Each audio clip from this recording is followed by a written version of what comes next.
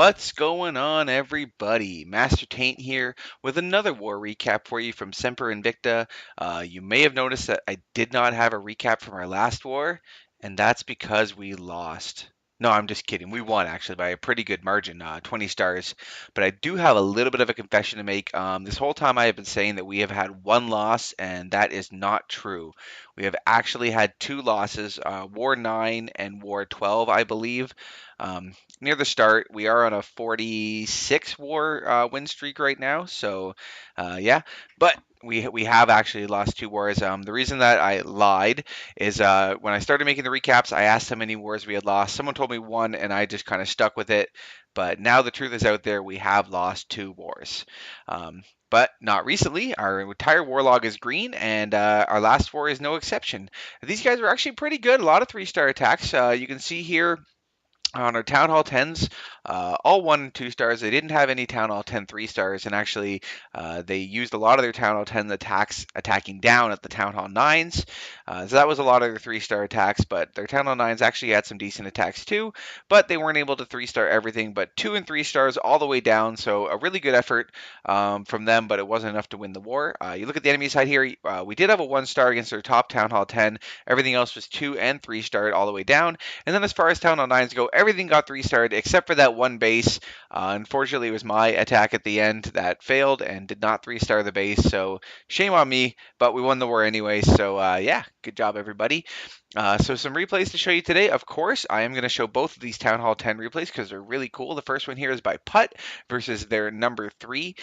You can see here in this raid, actually, a lot of stuff goes wrong for him, but it ends up working out in the end. So you can see his wall breakers here. Boom, spring trap ruined. So now his Barbarian King is going to have to sit there and hack at the wall for a long time. It would have been nice if that Barbarian King was already through the wall, already destroying stuff, but that did not happen. So Barbarian King now comes in, takes out that Archer Tower, takes out the drill, pops one of the giant bombs, comes over to take out the Archer Queen, pulls a little bit of the CC, doesn't get the Archer Queen down, doesn't get the full CC pull. So that didn't really work out the way he wanted it to. Pulls the CC that he did get out to the left side of the here, which is probably about 10 or 15 archers, I can't really tell, and one of the skeleton spring traps. Again, another barb, just trying to gather them up a little bit because he is going to be dropping a Valkyrie and yeah, some other cool stuff to take out the CC here. So you see the Valkos down there, Archer Queen comes in. That's all he needed to clean up those archers. Barbarians now, they come into the inside of the base here. Archer Queen is doing a little bit of cleanup here, but his Archer Queen really heroes out this raid. Takes out this air defense, comes inside, cleans up the rest of the CC, or at least most of it, which was a few more archers and a few more... Oh no, he didn't get the rest of the CC pulled. That was just one more wave of archers. But he comes in here. Now there's no towers that can attack the Archer Queen. So once she gets this Dark Elixir drill down, she's going to move in and be able to take out the enemy Archer Queen once her ability is used here. Gets the Wizard Tower down, pulls the rest of the CC out, which luckily happens to have 2 loons in it. So the rest of his attack here won't really be affected. And then he drops in 5 Lava Hounds from the top of the base. 3 on this top air defense and 2 on the lower air defense. And then a couple loons per defense in behind. And he's going to rage them into the core. Luckily, he brought 2 free spells. He was probably planning on his heroes being able to take out one of the Inferno Towers, but that didn't happen. Free spell goes down over this Inferno Tower. It's going to get taken out before it can do any more damage. Next free spell goes down. Unfortunately, it misses the Inferno Tower, but the loons were right behind it and took it out before there was too much of an issue. It did cover up that Wizard Tower and that Expo for long enough. Now the air defenses are taken out. There's 1 Expo and 2 Archer Towers left, but he has so many loons left over that it's not going to be an issue. So you can see... even though there were some problems with his raid, some things that didn't go as smooth as planned, Town Hall 10 3-stars are still possible. And yeah, it's really cool attack, really good to see. These pups are going to quickly take out the Town Hall, take out the enemy Barbarian King, and then clean up the rest of the buildings, and this base is going to get destroyed. So very nice job, Putt. All right, and the next attack we're going to look at today is the other Town Hall 10 3-star, which is, again, by Putt. How crazy is that? 6-star war for this guy. Good job, buddy.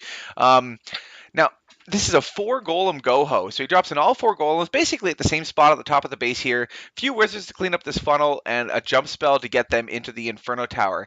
Now, a lot of Town Hall 10s, they don't put double giant bomb locations in their bases. Not a lot of worry of getting hogged for Town Hall 10s, but there really should be, because, like I said, no double giant bomb locations, and look how easy these Inferno Towers are to access. So now his golems have come in here. They're taking out the first Inferno Tower with his Archer Queen.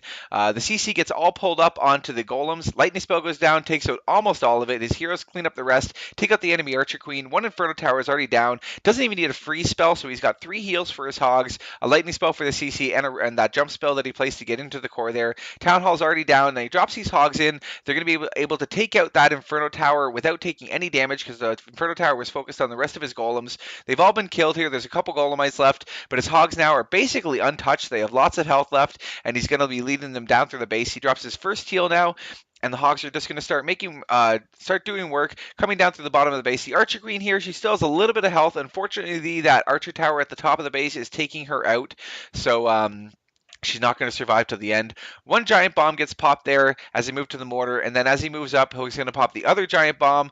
Those hogs, unfortunately, were not in the heal spell, so they are going to die, but he has a lot of hogs along the bottom of the base here. Well, I guess not even that many hogs. There's probably about 6 there. Loons come in from the back a little bit early, so unfortunately the Loons are going to die to that air defense, but they are going to be able to get that cannon down, so there's not going to be focusing on his hogs at all.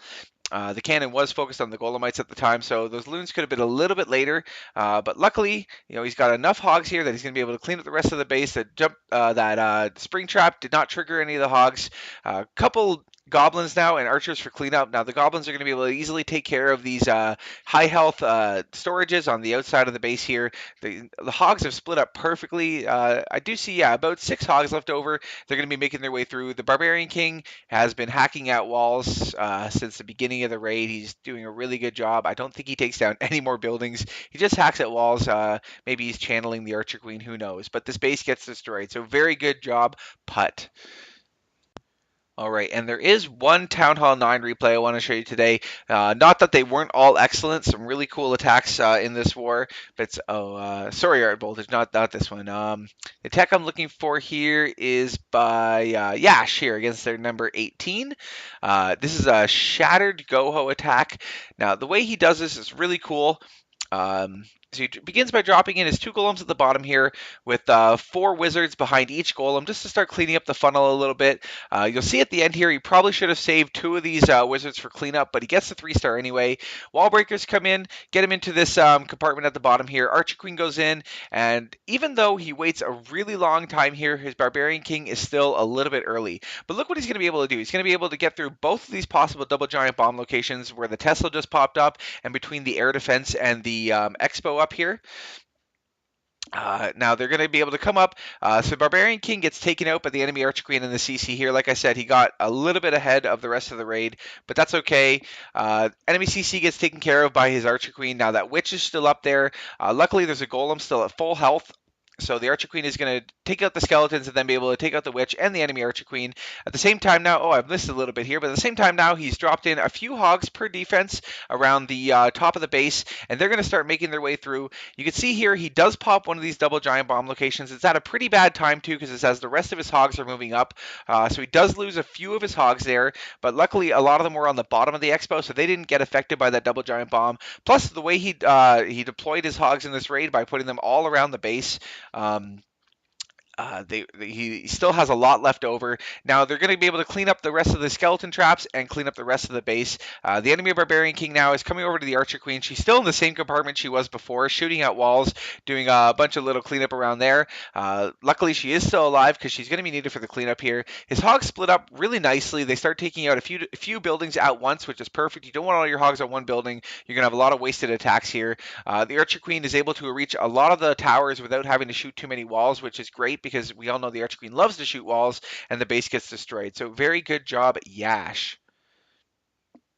All right, everybody. Well, there is another war recap for you. I hope you enjoyed it. This is Master Taint signing off saying think smart, raid smart, and I will see you again next time. Bye-bye.